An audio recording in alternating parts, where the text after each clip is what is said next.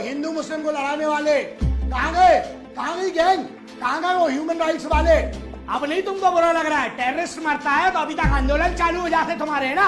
अब कहाँ गए बे? छुप गए होंगे घुसंड में। हाँ, क्या हुआ अब ह्यूमन राइट्स? सोल्जर का कौन सा राइट है? मतलब हम इंतजार किस बात का कर रहे हो आप? हाँ, क्योंकि सेलिब्रिटी नहीं मरा अभी तक तुम्हारा कोई, अभी तक तुम्हारा कोई नेता नहीं मरा ना बड़ा वाला, इसलिए। और मरता भी है नेता तो क्या कहेंगे वो इस पार्टी का था। अबे यार समझ में नहीं आता, एक बार तो हर चीज में पॉलिटिकल। एक सबसे बड़ी कंसर्न ये है, एक बार मर्दानगी दिखाओ बे, एक बार अंदर से अगर थोड़ा सा भी कूदा है ना, इकट्ठे होके दिखाओ। ये जो है ना जो चल रहा है तुम लोग का, यहाँ बस बुराई करेंगे इसका इसका। अभी आप खामियां निकालने शुरू हो, खामियां ठीक है, सबको बताया क्या क्या खामियां हुई है, सोल्यूशन क्या है, सोल्यूशन पे बात करिए, उसकी है दम। 24 से 48 घंटे रुक जाओ जरा, फिर देखना सब चैनल पे आएंगे, वो इसकी बात करेंगे, इसकी बात करेंगे। शहीदों का क्या बॉस, मैं बोलता हूँ इस पूरे देश को इस बार सीधे बायकॉट कर देना चाहिए अगर इसका जवाब नहीं दिया गया तो। एक मिनट, सर्जिकल स्ट्राइक, अरे शेड्यूल बनाओ ना, रोज सुबह जाओ रोज ठोको। आप नामर्दगी फौज की दिखा रहे हो यार, इसका मतलब ये है हिंदुस्तानी फौज को पॉलिटिकल विल की जरूरत है। आप पॉलिटिकल विल, पूरी सभी parties, why can not be create a bloody no tolerance policy? हम लोग एक सीधा आप पारित कीजिए। आप किस प्रक्रिया से करते हैं मुझे पता नहीं, इस देश में तो यार तो जो है ना सुप्रीम कोर्ट खुल जाता कई टेररिस्टों के लिए रात को, जब सुप्रीम कोर्ट से ये ऐसे कुछ लॉयर होंगे जो टेररिस्ट की फांसी रुकवाना होगा तो सीधे रात को भी सुप्रीम कोर्ट खुलवा लेते हैं। आ जाओ, बहुत सारे लॉयर मिलेंगे ना इस देश में, कहाँ गए वो लॉयर? अब सब आओ इकट्ठे जरा, इनके ह्यूमन राइट्स के लिए लड़ो, तब मानूंगा कि तुम अबे असल बाप की औलाद हो ना। सबको चैलेंज देता हूं, अगर तुम अपने बाप की औलाद हो, इस मैटर पे इकट्ठा हो और इस मैटर के लिए इन शहीदों की शहादतों का जवाब देने के लिए ना एक बार हो जाओ सब पॉलिटिकल पार्टी से इकट्ठे। और अगर नहीं हो रहा तो इसका मतलब सबको समझ में आता है कि आप लोग सिर्फ अपनी पॉलिटिकल रोटी सेकेंगे। अगर आप वतन के शहीदों का जवाब नहीं दे सकते, आपको चुने के आने का कोई हक नहीं है, चाहे वो कोई भी पार्टी हो। एक और ना दहशत से चलता है ये सब, है ना, वो साले हमारे दिलों में, हमारी फोर्सेस के दिलों में डर पैदा कर रहे हैं। हमारे अगर आप बैकफुट पे आने बोलते हो, एक सबसे बढ़िया सॉल्यूशन बताओ एक हिंदुस्तानी के तौर पर। सबसे पहले इन सालों के हरामी इन्फॉर्मर्स को उठाओ, इनको गांड में गोली मारो, सालों को इकट्ठा करो। अबे एक रावण जलाने से इस देश में कुछ नहीं होगा, इकट्ठा करो सालों को, सबको खड़ा करके इनकी गांड में गोली पब्लिक में मारो सालों की। लोग कहते ना अबे मैंने बहुत कंट्रोल किया, इसलिए मैं बहुत कंट्रोल करके, लेकिन सच्चाई है दोस्त, बहुत हमने देखा हिंदुस्तान में ना बहुत बड़े बड़े डॉन बनते हैं, नए लौंडे नॉर्थ में गोलियां चलाएंगे हवा में। अबे तुमको डॉन बनना है ना, अबे हम तो बोलते तुम इनमें से किसी को मारो ना, मैं लड़वा लूंगा तेरा केस। ऐसे किसी को ठोको साले हरामियों को जो इंफॉर्मेशन दे रहे हैं। ये साले ना कभी हिंदुस्तान के सगे थे जो इस टाइप का हमला करवाने में मदद करते हैं, और ना ये कभी हिंदुस्तान के सगे होंगे।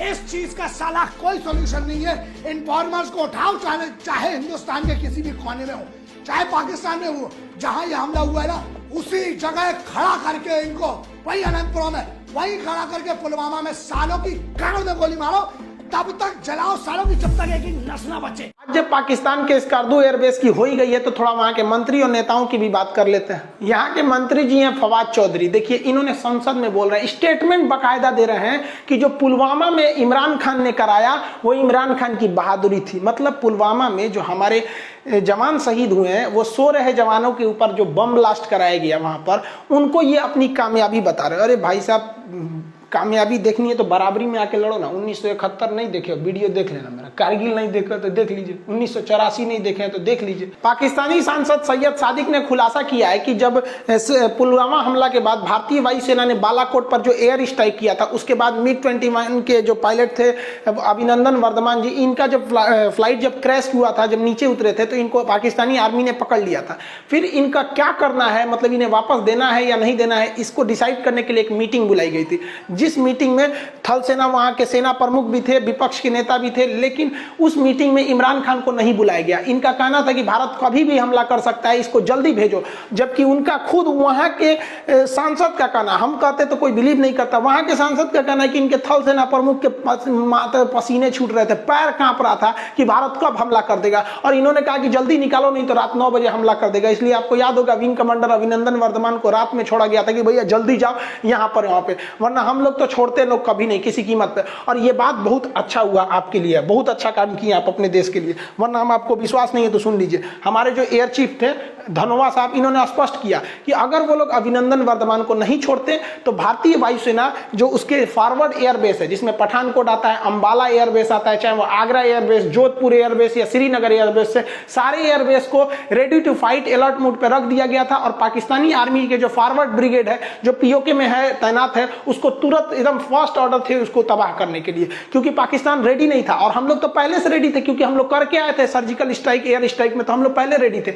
यही वजह था कि पाकिस्तान थोड़ा सा घबरा गया कि ये कर देंगे। और इन्होंने प्लान क्या बनाया था, कारपेट बॉम्बिंग। देख रहे हैं कारपेट बॉम्बिंग कैसे किया जाता है, कारपेट समझते हैं, कालीन की तरह। तो जिस तरह फर्श पर कालीन बिछाया जाता है ना, कारपेट बॉम्बिंग में उस तरह से बिछा दिया जाता है। देखिए हमें तकलीफ इस बात पे लगती है कि कोई हमारे पीठ पर आकर खंजर भोंक देता है।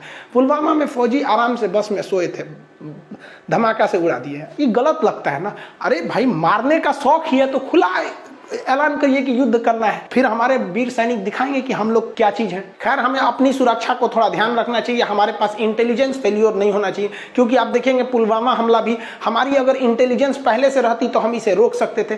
कारगिल में भी क्या हुआ, हमारा इंटेलिजेंस फेल्योर था, पाकिस्तानी सैनिक हजारों की संख्या में आतंकवादी का रूप लेकर घुस गए, बाद में हम लोग मारे, पीछे भी ढकेले, बदला भी लिए, लेकिन हमारी अपने फौजियों की जान चली गई। क्या उनकी फैमिली नहीं है? आप ताज होटल पर अटैक देखिए या कोई अटैक दे, वो 26 ताज होटल का हमला भी तो हमारी इंटेलिजेंस फेल्योर थी। ऐसा थोड़ी है कि पाकिस्तानी तुरंत आके हमला कर दिए होंगे, पिछले 6 महीने से वो प्लानिंग कर रहे होंगे। या संसद पर हमला देखिए, सब कुछ एक इंटेलिजेंस फेल्योर से हो रहा है। तो गवर्नमेंट को अभी भी ध्यान देना चाहिए, एक एकदम डेडिकेटेड इंटेलिजेंस होनी चाहिए जो केवल टेरर अटैक पर ध्यान दे कि कहां कहां ऐसा हो रहा है। वरना आज फिर ऐसे होने लगेंगे तो क्या हम, ऐसा थोड़ी कि हमारे फौजी केवल शहीद होने के लिए बैठे हुए।